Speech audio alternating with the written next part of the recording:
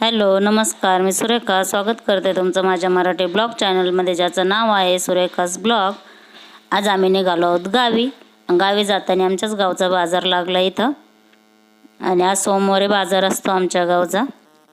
तर इथं आपल्या गणपती बाप्पाला छान फुलं वगैरे वाहून आपण निघालो आहे गावी. आणि दुपारची वेळ झाली, खूप गरमी आहे, ऊन खूप होतं. उन्हाचेच निघालो आहे आम्ही तसे. आणि दुपारी फारशी गर्दी नसती बाजारात. 4-5 वाजता बरीच गर्दी होती.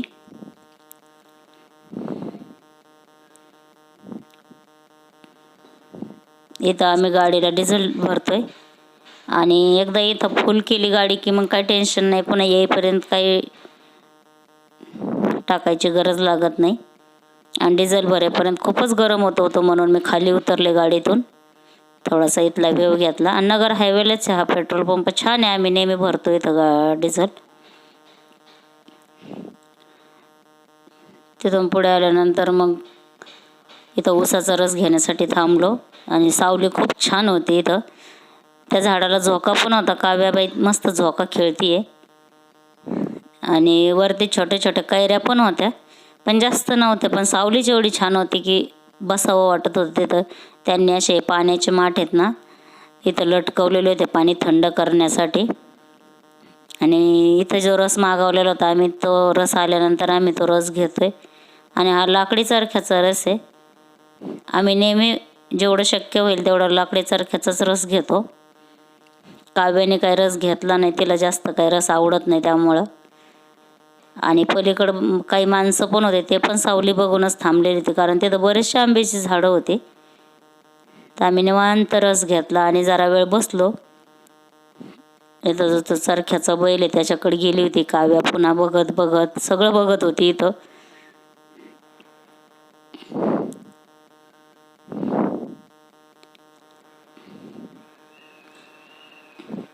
एरवी आपल्याला सावलीचं महत्त्व नाही कळत, पण उन्हाळ्याच्या दिवसात खूप सावलीचं महत्त्व कळतं. आम्ही इथं जवळपास अर्धा तास बसलो. गाडी पण थंड होत होती तोपर्यंत. आणि इथं वासरावरती ऊन आलतं म्हणून काव्या दाखवत होती त्यांना. तिथून पुढं आल्यानंतर खूप झोप यायला लागल्यासारखं झालं, म्हणून गाडीत साहेबांनी मोठ्याने गाणे लावून दिले.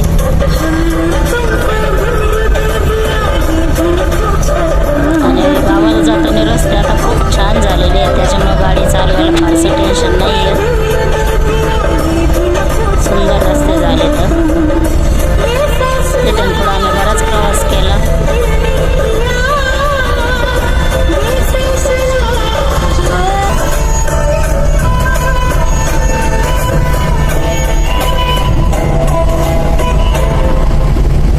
इथं पुन्हा एक ब्रेक घेतला आणि इथं पण एक आंब्याचं झाड होतं. मग त्या आंब्याच्या झाडाला काही कैऱ्या लागलेल्या होत्या. म्हटलं चला आपण जरा कैऱ्या पाडूयात, तेवढंच मुलांना आनंद. मग इथं दादू झाडावरती चढलेला आहे आणि खालून मी त्याला इथं कैऱ्या आहेत तिथं कैऱ्या आहेत असं दाखवते, सांगते. पण आंब्याचं झाड कसं जुनं होतं म्हणून त्याला जास्त शेंड्यापर्यंत नाही जाऊ दिलं.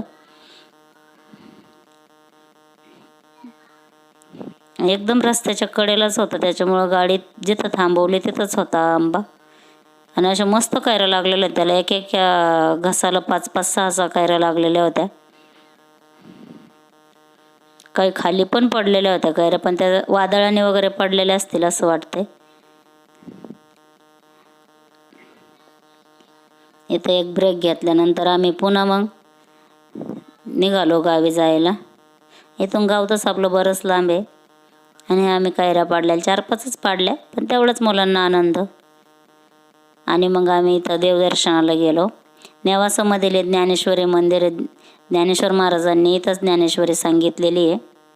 इथंही दुसऱ्या दिवशी आम्हाला खूपच ऊन झालं यायला. आईच्या तिथं जागरण पूजा होती, त्याच्यामुळं रात्रभर तिथं जागरण झालं.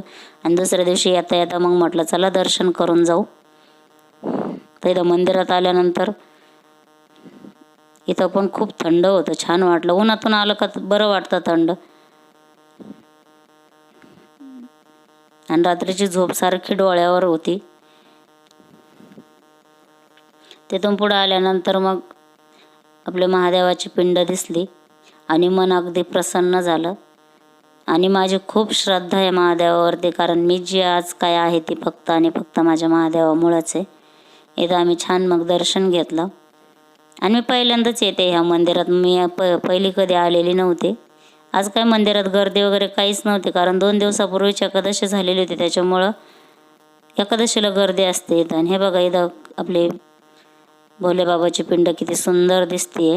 आम्ही हार खडीसाखर आणली, आणि खडीसाखर ही महादेवाला तशी प्रिय आहे,